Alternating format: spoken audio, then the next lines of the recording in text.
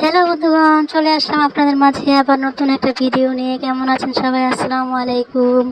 আজকে কথা বলবো আমাদের বাংলার আপা, বাংলা শিক্ষিত এই মুতুরি আপাকে নিয়ে কিছু কথা বলবো। তো চলে আসলাম আমি একটা নতুন ভিডিও নিয়ে। অবশ্যই আপনাদের আজকের ভিডিওটা অনেক ভালো লাগবে, এনজয় করবেন। তো আমাদের মুতুরি আপা তার ভাইয়ের বউটাকে যেভাবে ইউটিউবে তুলাধুনা করতেছে, সি সি সি, এরকম একটা ভাইয়ের বউকে সে যে এইভাবে তুলাধুনা করতেছে, এরকমভাবে অপমান করতেছে, তার কি একটু লজ্জা শরম নেই? যতই হোক তার তো ভাইয়ের বউ, তাই না? আরে মুতুরি, তোর তো ভাইয়ের বউ, তো ভাইয়ের বউটাকে এইভাবে অপমান অপদস্থ না করলে কি তোর নয়? এই মুতুরি, তার মুতুরি, তোর তো যত ভিডিও আছে, যত তোর ভাইরাল ভিডিও আছে, সব ভিডিও তো তোর মুতুরি তোর ভাইয়ের বউকে নিয়েই তোর চ্যানেলে। তোর একটা কোন ভিডিও ভাইরাল হয়েছে তুই কি বলতে পারবি মুতুরি? তুই তো সেটা বলতে পারবি না। তুই যে মানুষকে ঝাড়ু পিটা, জুতা পিটা, মরিচ বাটা, মরিচ জ্বলা সবসময় দিস, তুই নিজে একটু চিন্তা করিস তুই যে কি মুতুরি।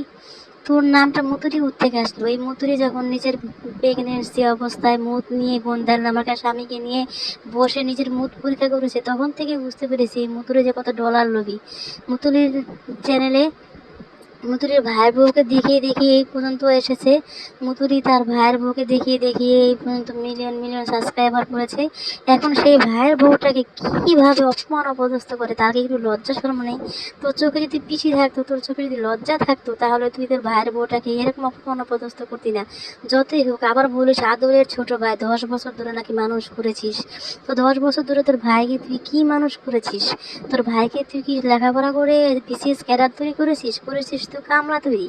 তো কামলা তৈরি করে তোর এত বড়াই কিসের? তো 16 বছর বয়সে ভাইকে বিদেশ পাঠিয়েছিস, তার জন্য কত তোর ভাই অনেক টাকা ইনকাম করেছে, সেই টাকা দিয়ে তোর বাপের রাজপ্রাসাদ করেছে। তো বাপের রাজপ্রাসাদ যে করিস, এটা কি তোর ভাইয়ের কিছুই না?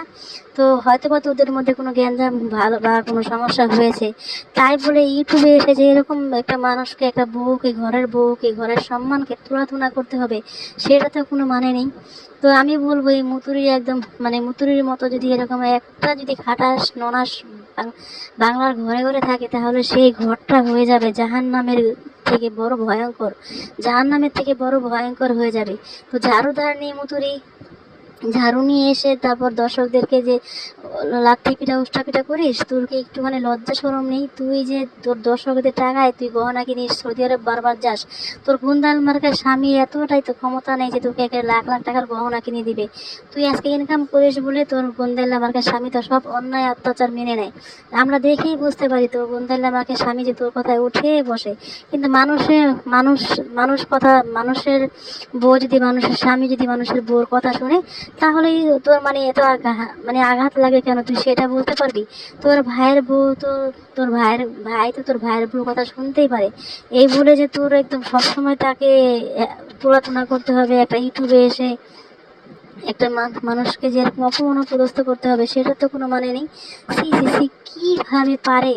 আবার বলে যে ভাই নাকি তার আদরের ভাই, মানে ভাই, সে আদরের ভাইয়ের বউকে তুই, তো আবার বলে আমার ভাইয়ের বউকে আমি করি, কি জানি, নিজের বোনের মতো আদর করি, নিজের বোনের মতো আদর করিস না? তো নিজের বোন যদি অন্যায় করে, তাহলে কি পারবি তোর বোনের নামে এরকম অন্যায়, বোনের নামে এরকম অপদস্থ করতে, মানে অপমান করতে বোনকে?